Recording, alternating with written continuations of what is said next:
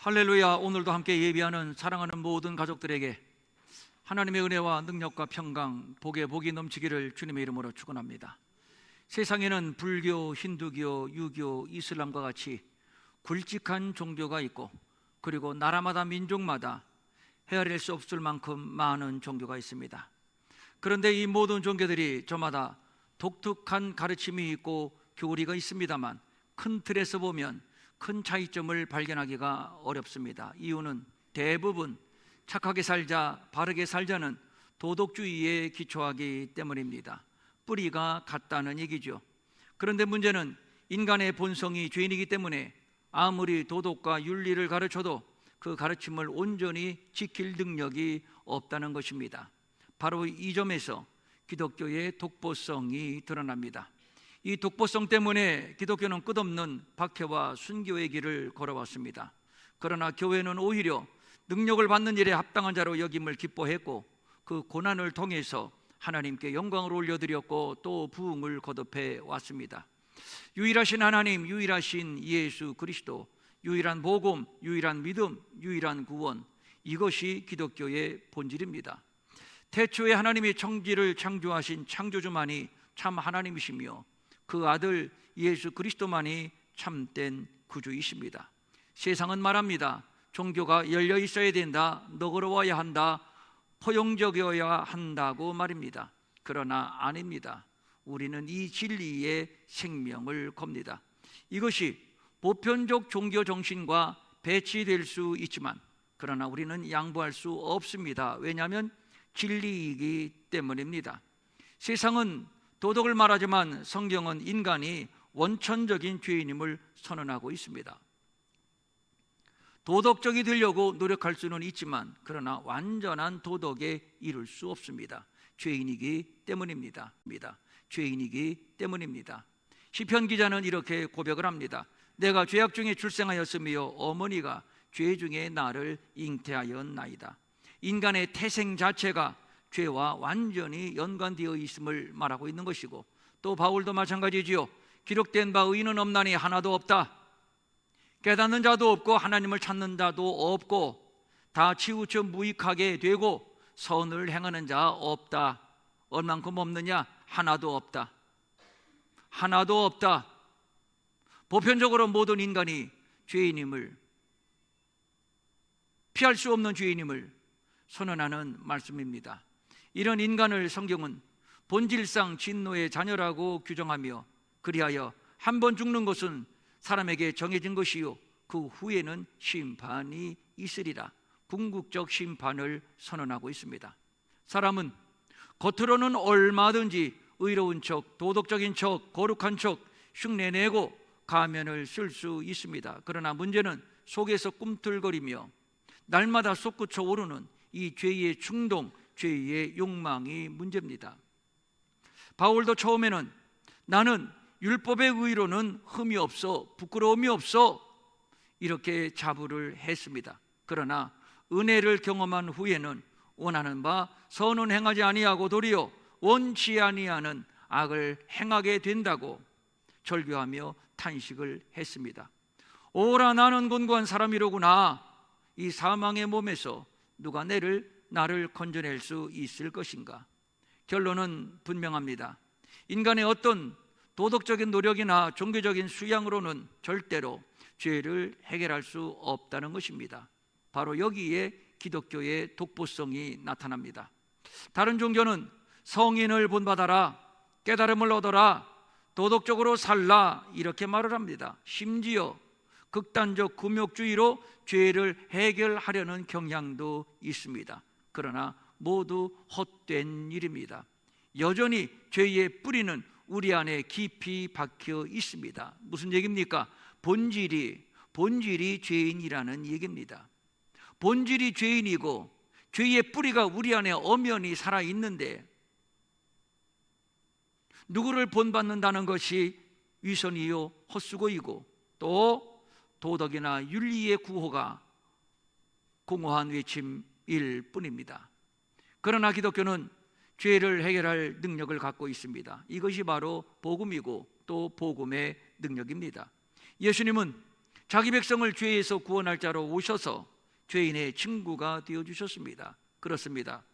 병든 자에게 의사가 필요하듯이 죄인에게는 구주가 필요합니다. 예수가 필요하다는 말입니다. 그래서 성경은 말씀합니다.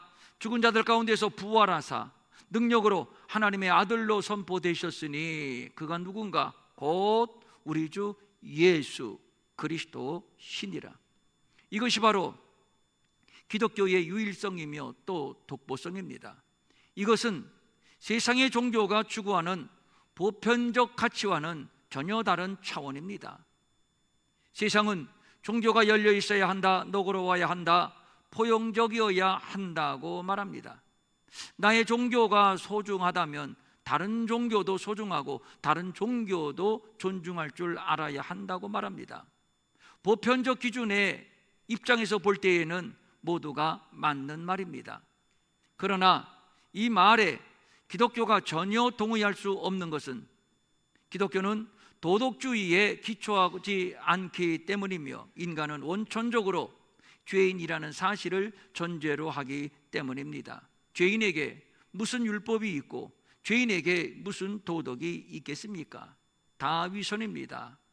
노력은 가상하지만 안 될 일입니다. 다윗이 밧세바를 범하고 자신이 죄악 중에 출생했고 어머니가 죄악 중에 나를 잉태했다고 고백을 한 이유도 바로 이것입니다. 이를 깨물고 절제하고 음욕을 이겨보려고 했지만 그러나 결국 실패했습니다. 이것은 모든 인간의 실존의 문제입니다. 한 사람 아담으로 말미암아 죄가 세상에 들어왔고 아담의 후손된 모든 인류는 죄인이며 그래서 사망을 피할 수 없는 운명입니다. 그래서 성경은 인생을 죄의 종이라고 규정하고 있으며 하나님의 구속의 은총이 없다면 이 죄의 굴레로부터 결코 자유로울 수 없음을 말하고 있습니다. 바울은 스스로 나는 율법의 의로는 흠이 없어, 나는 완전해 라고 할 만큼 철저한 종교인이었습니다. 그런데 놀랍게도 내가 원하는 바 선은 행하지 않고 도리어 원치 아니하는 악을 행하는구나, 정반대로 고백을 하며 또 탄식을 합니다. 이것은 모순이죠. 큰 소리 칠 때는 언제고 꼬리를 내릴 때는 또 언제입니까? 어찌 이런 일이 있습니까? 전에는 나는 율법의 의로 자신만만해 이랬던 바울인데 그러나 이제는 내가 원하는 바 선은 행치 않고 도리어 자꾸 원하지 않는 악을 행하게 되는구나. 그 사이에 무슨 일이 있었던 겁니까? 맞습니다. 그 사이에 사건이 있었습니다. 그것은 예수 그리스도를 만난 사건이요 또 은혜의 경험입니다. 은혜 앞에서 보니 보이지 않던 정직한 자신의 실체가 보입니다. 그게 바로 죄입니다. 그러니 누가 죄로부터 자유로울 수가 있겠는지요? 아무도 없습니다. 그래서 바울은 탄식합니다. 누가 나를 이 사망의 몸에서 건져낼 수 있을 것인가? 이 탄식은 인간 스스로는 이 죄의 문제를 해결할 수 없다는 절망의 선언이며 죄 앞에서 속수무책인 인생의 전형적인 무능을 토로하고 있는 겁니다. 겉으로는 충분히 거룩한 척, 의로운 척, 도덕적인 척, 윤리적인 척 신용은 낼 수 있습니다. 그래서 적당히 사람들로부터 훌륭하다고 칭찬을 듣고 존경을 받을 수 있을런지는 모르겠습니다. 그러나 사람에게서 나오는 그것이 사람을 더럽게 한다. 사람에게서 나오는 그것이 어디에서? 속에서, 어디? 사람의 마음에서 나오는 것, 그것이 사람을 더럽게 한다. 그것이 무엇인가? 곧 악한 생각, 음란, 도둑질, 살인, 간음, 탐욕, 악독, 속임수, 음탕, 질투, 비방, 교만, 우매함이니 이 모든 악한 것이 다 어디에서 나와? 속에서 나와. 그래서 나를 어떻게 한다? 더럽게 한다. 문제는 마음입니다. 거룩한 척하지만, 도덕적인 척하지만, 그래서 사람들에게 칭찬도 듣고 존경도 받지만, 그런데 문제는 마음입니다. 마음에 꽈리를 툴고 자리 잡고 있는 이 죄성이 문제라는 말입니다. 이 마음의 뿌리 깊은 죄성은 신용을 내고 포장한다고 없어지는 것이 결코 아니지요. 세상의 종교는 이것을 알기 때문에 어차피 없어지지 않는 것, 그래서 죄를 말하지 않습니다. 그래서 기껏 하는 얘기가 착하게 살자, 바르게 살자, 부처님처럼 살고 공자님처럼 살자, 이것을 가르치는 것이죠. 그러나 기독교는 다릅니다. 인간은 절대로 착하게 살 수 없는 존재, 바르게 살 수 없는 존재임을 폭로하고 있습니다. 부처님처럼 공자님처럼 살자고요? 한 가지 묻죠. 그들은 죄인이 아니던가요? 그들의 마음속에는 죄가 꽈리를 틀고 앉아있지 않던가요?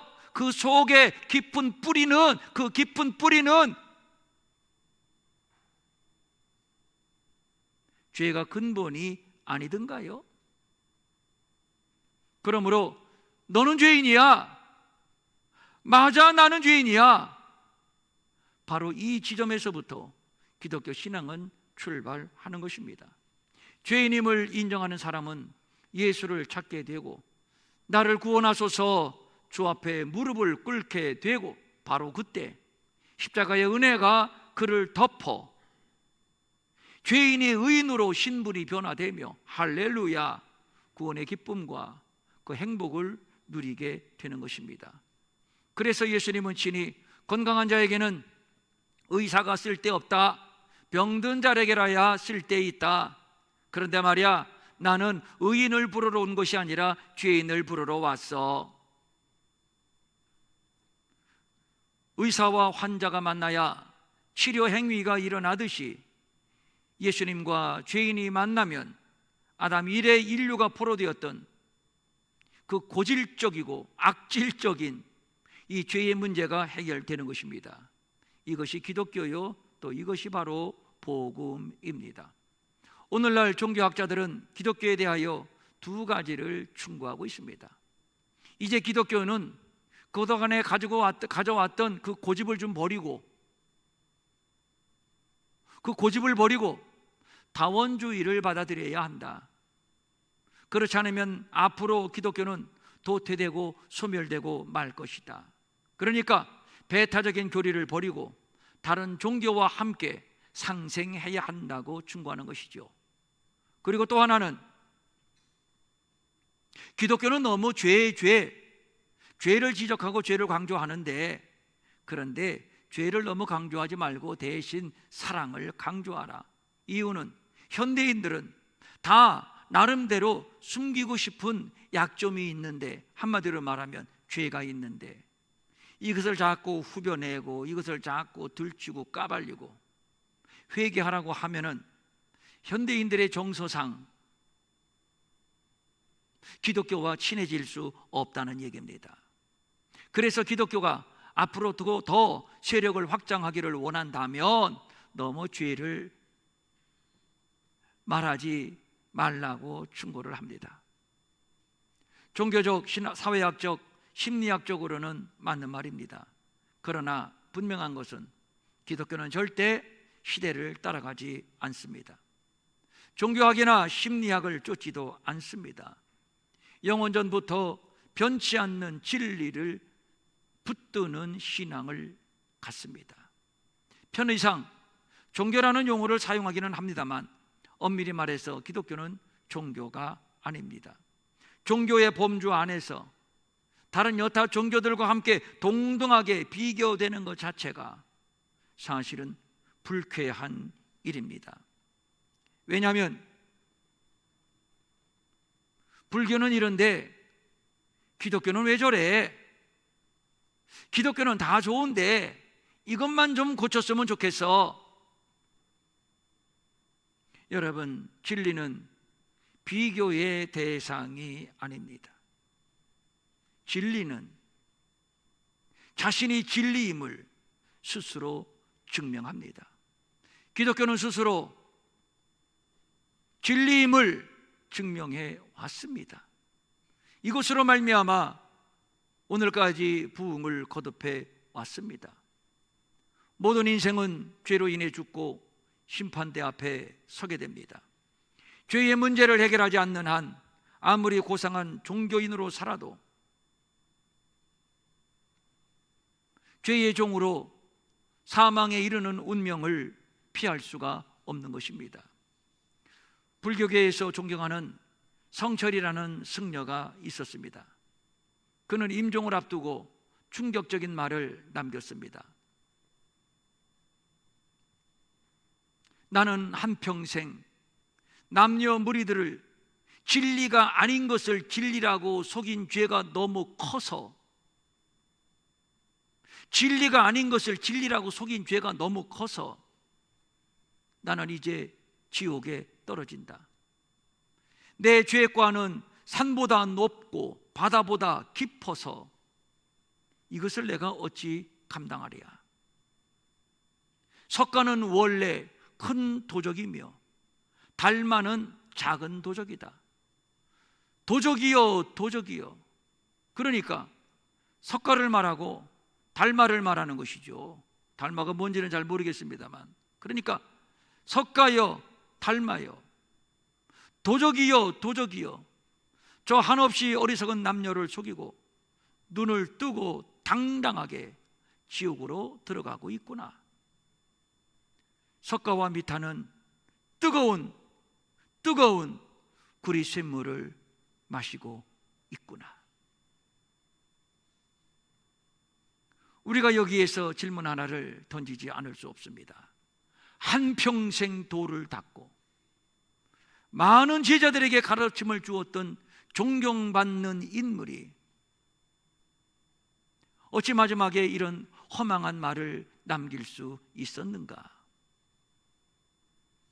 어째서 자신이 신으로 추앙하는 석가를 향해서 당신은 원래 큰 도적이야, 도적이라고 말할 수가 있는가? 어떤 사람들은 성철의 이 말의 심오한 의미를 해석하고 또 포장하려고 애를 씁니다만 사실 그의 고백은 단순합니다. 그는 평생 해결하지 못한 이 죄의 문제 앞에서 죽음을 앞두고 심각한 고민에 빠졌고, 그리고 나서 내린 결론은 나는 평생을 속고 속이는 인생을 살았다. 이제 나는 사한 채로 불의 아비지옥으로 떨어지는데 한스러움이 평생 잘못 살았던 이 한스러움이 만갈래로 나뉘는구나. 이것이 자신이 내린 전생애의 결론입니다. 이것 이상도 이하도 아닙니다. 특별히 해석할 여지가 없습니다. 한 종교인 구도자로서 그의 삶을 높이 평가할 수는 있겠지만, 그러나 그도 보통 사람들처럼 자신이 말하던 죄업으로부터 자유로울 수는 없었던 겁니다. 그래서 죄 때문에 불의 아비지옥으로 떨어질 수밖에 없음을 탄식하며 그는 생을 마감했습니다. 별 수 없습니다. 인간의 지혜와 도덕적인 수양이나 금욕으로는 결코 이 죄의 문제, 죽음의 문제, 심판의 문제를 해결할 수 없습니다. 죄는 오직 하나님의 아들 독생자 예수 그리스도를 믿는 믿음으로만 해결이 되는 겁니다. 이것을 은혜라고 하며 또 진리라고 합니다. 하나님께서 우리에게 제시하신 유일한 죄의 해결은 하나님이 용서해 주시는 은혜의 길밖에는 없습니다. 내가 어떤 노력으로 내 스스로 나의 죄를 없이 할 수 없다는 얘기. 오직 하나님만이 죄를 해결할 수 있음을 말하는 것이죠. 그러므로 너희가 회개하고 돌이켜 너희 죄 없이함을 받으라. 죄를 용서하고 없이 하는 권리는 하나님께만 있습니다. 우리의 모든 죄는 어떤 죄든지 그 죄의 대상이 하나님이시기 때문입니다. 그래서 다윗은 이렇게 고백을 했지요. 내가 주께만 범죄하여 주의 목전의 악을 행하여 싸우니 주께서 말씀하실 때에 의로우시다 하고 주께서 심판하실 때에 순전하시다 하리이다. 고대 시대의 왕은 절대자였습니다. 왕은 원하는 대로 원하는 여자를 자기의 아내로 삼을 수가 있습니다. 이것은 합법입니다. 누구도 왕에게 당신 잘못했소이다 라고 지적할 수 없습니다. 왜냐하면 왕이 신이고 왕이 법이고 왕이 진리이기 때문에 그렇습니다. 그러나 다윗은 깨달았습니다. 내가 사람 앞에서는 당당할 수 있고 떳떳할 수 있을런지는 몰라도 하나님 앞에서만큼은 내가 죄인이라는 사실을 말입니다. 그리고 고백합니다. 내가 주께만. 왕으로서 충분히 행할 수 있는 일이지만, 그 아내를 내가 차지할 수 있는 일이지만, 그러나 하나님 앞에서는 내가 죄인이로소이다. 내가 주께만 범죄하였나이다. 나를 용서하는 권한도 주께만 있사옵니다. 그래서 주께서 말씀하실 때에 내가 의롭다 여김을 받을 것입니다. 이렇게 고백을 하고 있는 것이죠. 하나님께서 우리의 죄를 씻으시고 용서하시는 방편은 예수 그리스도이십니다.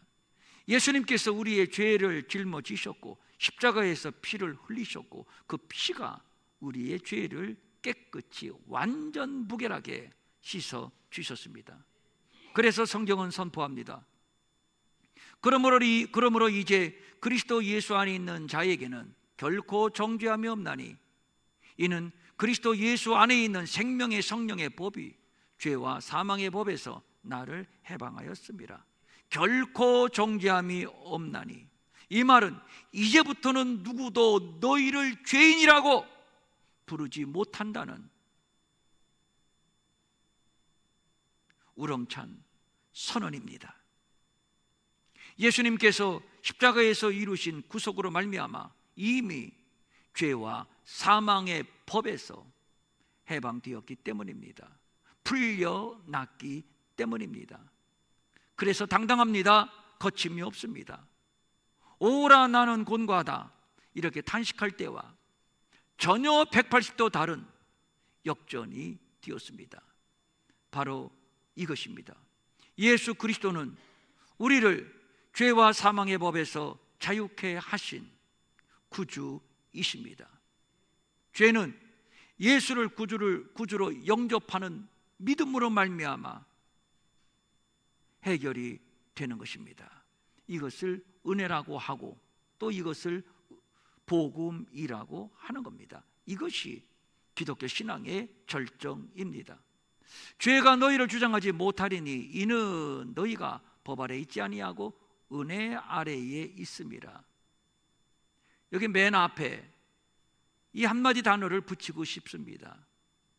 과거와는 달리 이제부터는 죄가 너희를 주장하지 못할 것이다. 왜냐하면 전에는 내가 율법 아래에 있었지만 이제는 무 아래에 있다? 은혜 아래에 있다. 누구 아래에 있다? 예수 아래에 있다. 무엇 아래에 있다? 십자가의 은혜 속에 있다. 그 은혜가 이미 우리의 죄를 씻었고 해결했고, 그래서 우리는 구원을 받았고 하나님의 자녀가 되었다는 선언인 것이지요. 이제는 더 이상 죄가 우리를 정죄하지 못하고 더 이상 죄가 우리를 주장하지 못합니다. 더 이상 우리는 율법 아래에 있지 않습니다. 이 말은 죄인이 아니라는 얘기입니다. 우리는 은혜 아래에 있습니다. 용서받았다는 얘기입니다. 율법은 우리의 죄를 한없이 들추어내고 너는 죄인이야, 죄인이야, 죄인이야. 나 같은 놈은 죽어야 돼, 죽어야 돼, 죽어야 돼. 한없이 우리를 고발하지만 사랑하는 여러분, 괜찮습니다. 괜찮습니다. 얼마든지 들추어내고 얼마든지 고발하라고 하십시오. 우리는 이미 예수 그리스도의 피로 죄 용서 받았습니다. 이것이 우리가 더 이상 죄 아래에 있지 않고 은혜 아래에 있다고 말하는 이유입니다.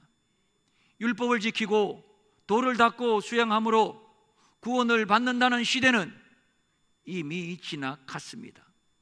전혀 새로운 새 시대가 도래했으니 너희의 죄가 주홍 같을지라도 눈과 같이 희어질 것이요 진홍같이 붉을지라도 양털같이 희게 될 것이다.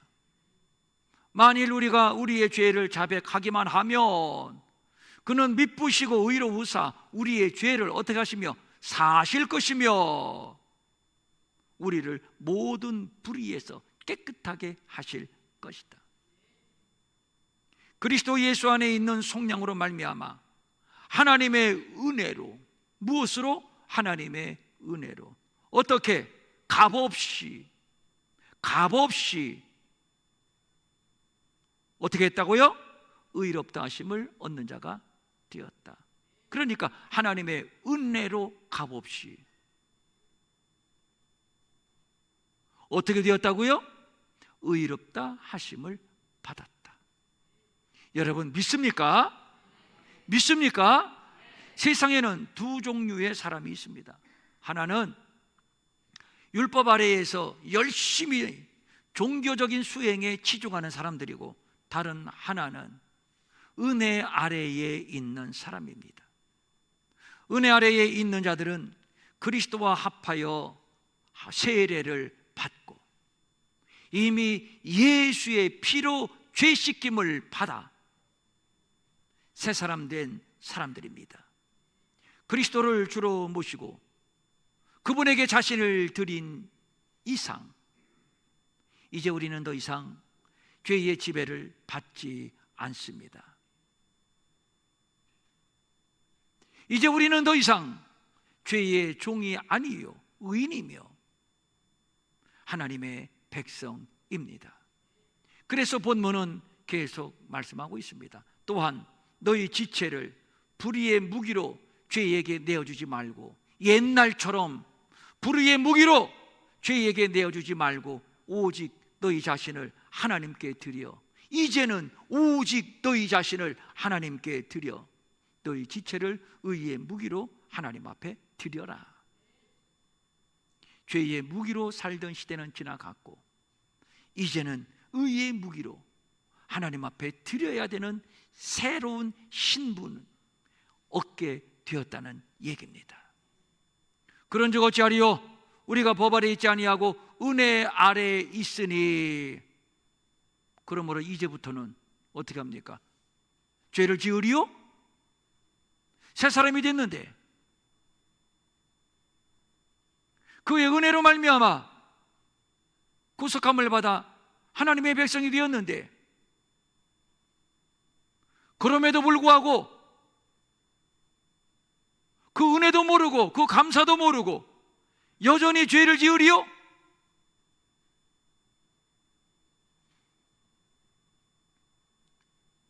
선언합니다. 그럴 수 없지요. 절대 그럴 수 없지요. 그럴 수 없느니라. 분명해졌습니다. 은혜 아래에 있는 성도는 더 이상 지체를 불의의 무기로 죄에 내어주지 않습니다. 의의 무기로 하나님께 드립니다. 여기서 말하는 불의의 무기는 죄가 사탄이 우리의 몸을 죄의 도구로 삼아서, 한마디로 말해서 죄를 짓게 함으로 하나님을 대적하는 무기로 삼는다는 겁니다. 이게 불의의 무기입니다. 사탄이 우리 안에 죄를 충동시켜서 죄를 짓게 하며 하나님을 대적하게 한다. 성경은 말합니다. 아직도 그렇게 살려느냐? 아직도 그렇게 죄의 종으로 살려느냐? 아직도 사탄의 꼭두각시로 살려느냐? 아직도 하나님을 대적하는 죄의 습관대로 살려느냐? 그럴 수 없지. 그럴 수 없지. 너희 몸을 의의 무기로 하나님께 드리라. 우리의 삶이 하나님께 드려져 의와 거룩을 이루는 도구로 쓰임을 받는 것을 말합니다. 예수께서 우리를 핏값으로 사셨으니 내 몸, 내 시간, 나의 전 생애, 나의 전 인격, 내가 가진 모든 재물까지 내 것이 아닙니다. 나의 모든 권리는 하나님께 있습니다. 죄가 무엇인가요? 예수를 믿지 않는 것이 죄요. 또 중요한 것은 용서받았음에도 불구하고 아직도 이 죄의 굴레 속에 살면서 아직도 죄의 종된 자리에 계속 머물러 있는 겁니다.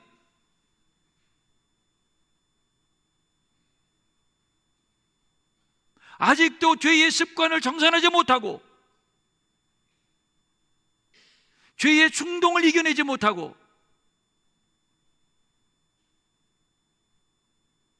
죄에 질질 끌려다니는 불의의 무기로 사탄에게 이용만 당하는 것,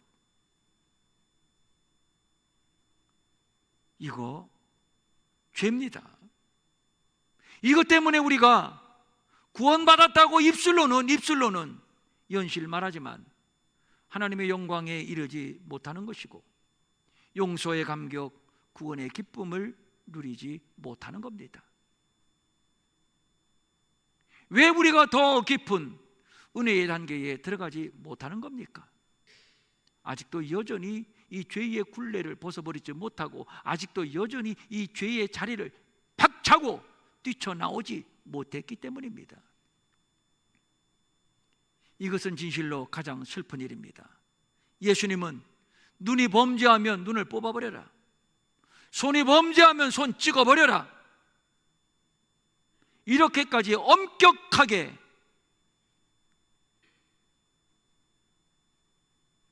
죄의 습관을 끊어버릴 것을 말씀하셨고, 히브리서 기자는 죄와 싸우되 대충 어영부영 싸우는 신용만 내지 말고 어떻게 피 흘리기까지 생사를 걸고 싸우라. 역시 바울도 말합니다. 너희가 아직도 죄의 본성을 따라 산다면, 그 다음 말이 참 무시무시합니다. 아직도 너희가 죄의 본성을 따라 산다면 여러분은 죽을 것입니다. 죽을 것입니다. 다시 옛사람, 옛 행실로 돌아가면 안 됩니다. 그 결론은 명백합니다. 죽음입니다. 죽음입니다.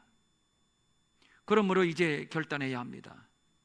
나는 이미 죄 용서받고 구원받은 사람이다. 그러므로 이제 더 이상 나를 불의의 무기로 죄에 내어줄 수는 없다. 의의 무기로 하나님께 드리겠다. 성경은 선언합니다. 그리스도 예수 안에 있는 생명의 성령의 법이 죄와 사망의 법에서 이미 너를 해방하였습니다. 생명의 성령이 우리로 하여금 예수를 믿게 하셨고 구원을 얻게 하셨습니다. 지금도 생명의 성령이 우리가 불의의 무기로 살아가지 않고 의의 무기로 살아갈 수 있도록 계속 우리 안에서 우리를 가르치고 우리를 인도하고 우리를 이끌어 주고 계십니다. 그러므로 우리는 계속적으로 성령의 충만함을 사모해야 하며 그리고 반드시 성령 충만을 받아야 하는 것입니다.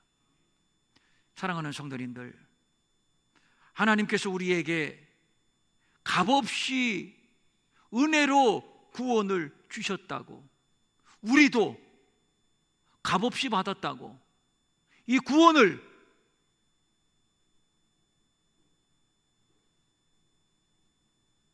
값싸게 여기면 안 됩니다.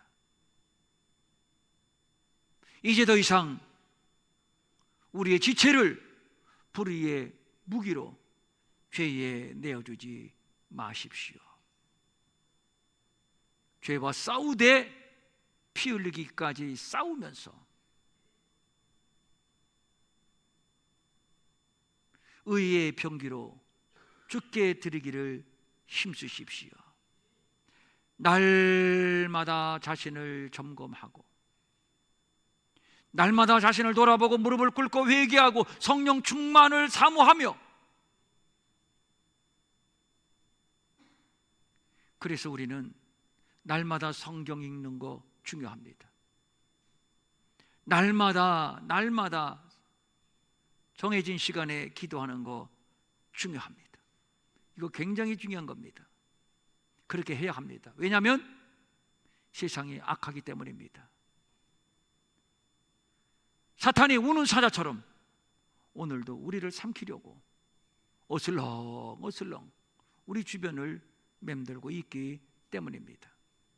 죄를 미워하고 단호하게 끊어내는 결단이 있어야 합니다. 그리고 구체적으로, 그러면 내가 하나님 앞에 의의 병기로 어떻게 살아야 할 것인가? 새롭게 날마다 어떻게 하고 생각하고 어떻게 하고 기도하고, 많이 듣던 얘기인데 어떻게 하고 결단하고 생각하고 기도하고 헌신하고. 어디서 듣던 얘기입니까? 어디서 들은 얘기 같은데 좋은 얘기인데 텔레비에서 누가 나와서 했나? 그래서 우리는 날마다 하늘의 은혜, 하늘의 부, 하늘의 은사, 그 능력, 그것을 우리가 얻고, 그리고 우리가 통로가 되어서 열방에 흐르게 하는 이 일을 우리가 지금 행하고 있지 않습니까? 그래서 날마다 생각하고 날마다 기도하고 날마다 헌신하고 연보를 넣어가면서, 사랑하는 성도님들, 때가 얼마 남지 않았습니다. 저는 요즘 세상을 보면서 이 세상 얼마나 더 지탱할 수 있을까? 날마다 그런 생각합니다. 얼마나 더 지탱할 수 있을까?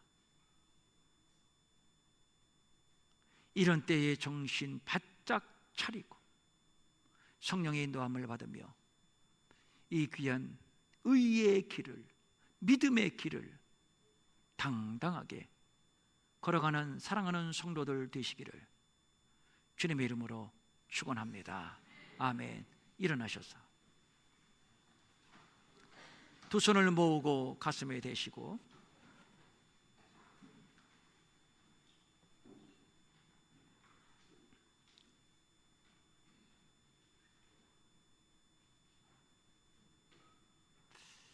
대충 살면 안 됩니다. 하나님이 우리를 사랑하신 그 사랑이 대충인가요? 예수님이 십자가에서 자기 목숨을 내어주신 그 대속적인 사랑이 대충인가요?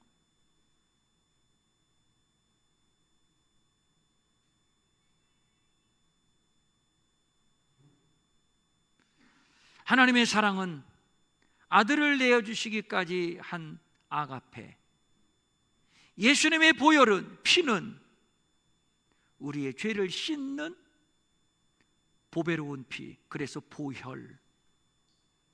그 은혜로 우리가 구원받아 새 사람이 되었는데 어떻게 대충 살 수 있습니까? 어떻게 옛날의 습관대로 그냥 그렇게 살 수 있겠습니까? 어림도 없는 얘기지요.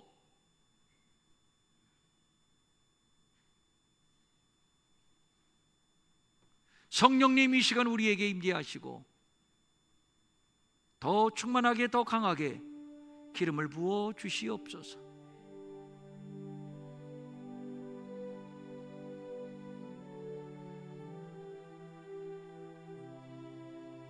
죄의 본성을 따라 여전히 그렇게 산다면 여러분은 죽을 것입니다. 이 하나님의 경고를 의미심장하게 받아들이게 하시고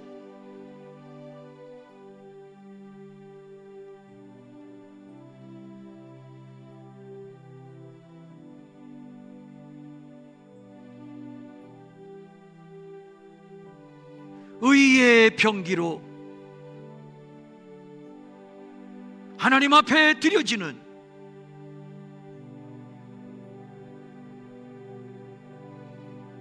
이 새 생명의 길을 누가 뭐래도, 어떤 시험이 있고 어떤 유혹이 있고 어떤 손해가 있어도 이 새 생명 얻은 자가 걸어가는 이 의의 길을, 이 십자가의 길을 걸어가게 하옵소서.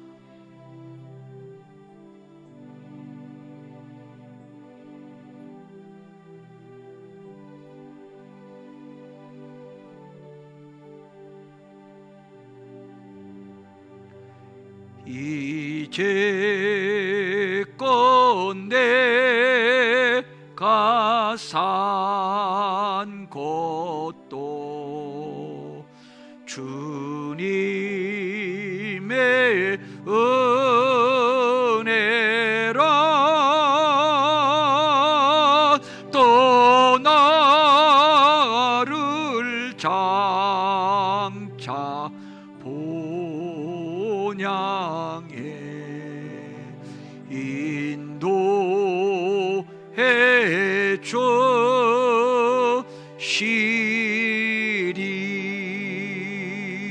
주시리. 성령님,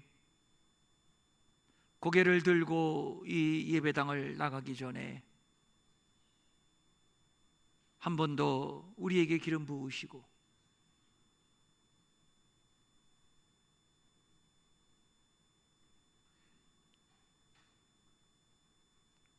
뒤돌아보지 말고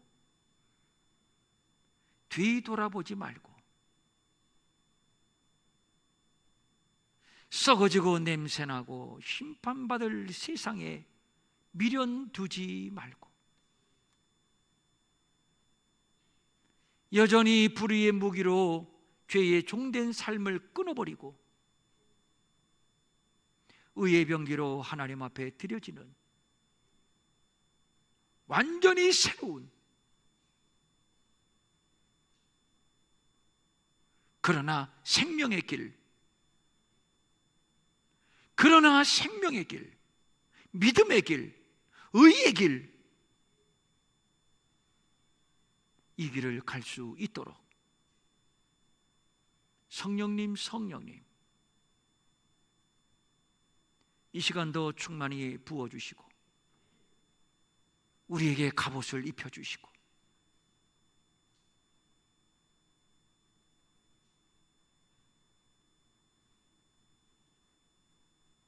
의의 용사로 죄와 싸워 승리하며 우리 일회의 모든 성도들 되게 하여 주시옵소서. 세상 시류에 편승해서 갈대처럼 흔들리지 아니하게 하시고,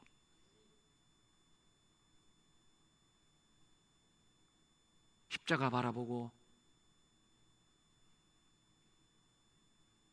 좁은 길이지만 생명의 길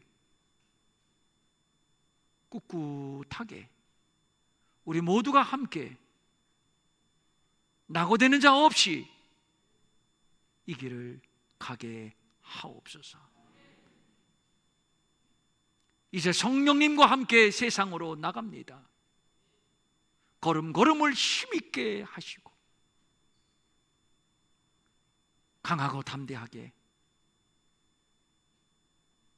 세상에 대하여 하나님의 의를 선포하며 하나님께 거저받은 은혜 거저 나누며 축복의 통로로 살아가게 하옵소서. 간절한 소망을 가지고 각종 예물 주님 앞에 올립니다. 주일헌금, 주정헌금 11조, 감사헌금, 선교헌금, 구제헌금, 장학헌금, 각종 예물 주님 앞에 올리옵나니 받아주시고, 또 직접 와서 드리기도 하고 인터넷으로 드리는 성도들도 있사오니 이미 받으신 줄로 믿사옵나이다. 더 풍성하게 채우시고 더 열방에 나누는 우리 모든 지체들 되게 하옵소서. 마음은 원이지만 가진 것이 없어 드리지 못해 민망히 여기는 성도들을 위로하시고 저들에게도 물질 주셔서 우리 모두가 함께 바치며 쓰며 도우며 사는 풍성함이 있게 하여 주시옵소서. 병든 자를 치료하시고 물질의 결박도 풀어주시고 마음껏 섬기는 우리 모든 지체들 되게 하옵소서. 이제는 우리 주 예수 그리스도의 은혜와 하나님 아버지의 무한하신 사랑과 성령님의 감동하시고 위로하시고 안위하시고 능력 주시고 형통케 하심이 사랑하는 모든 성도들 머리 위에 영원히 함께 없으기를 간절히 축원하옵나이다. 아멘.